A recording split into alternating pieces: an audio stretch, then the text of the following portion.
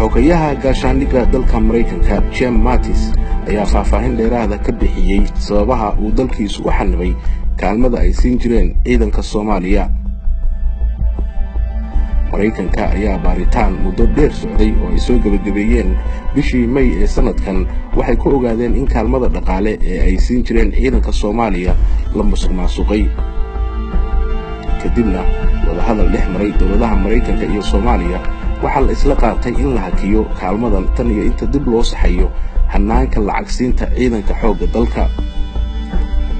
xogayaha difaaca Mareykanku waxa uu sheegay in tallaabadani ay muujinayso musuqmaasuq baahsan oo ka dhex jira ciidanka Soomaaliyeed kaas oo muddo dheer soo socday. haatanna uu Mareykanku kalsooni weyn ku qabo in la soo afjari doono arrinkan wiiqay dib u soo kabashada ciidanka.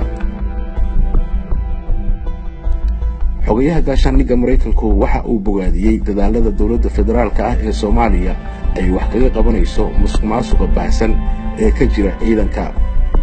xiriir wanaagsan ayaan la leenahay madaxweyne Maxamed Cabdullaahi Farmaajo iyo guud ahaanba dowladda federaalka ah.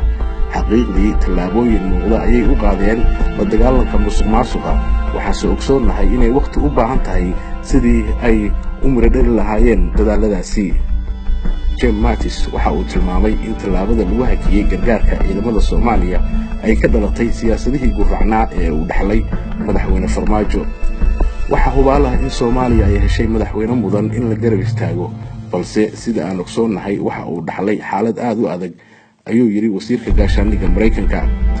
dhanka kale waxaa kor loo qaaday tirada ciidamada Mareykanka ee joogay Soomaaliya oo haatan gaaraya 500 oo askari, kuwaas oo tababar iyo tayeynba u wada ciidanka xoogga dalka.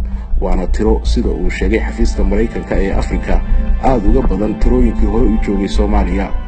Africom warbixin ay soo saartay bishan December waxay ku sheegtay in madaxda Soomaaliya ee haatan talada haya ay yihiin kuwo ay ka go'an tahay in ay dalkooda ka hirgeliyaan nabad dhammaystiran.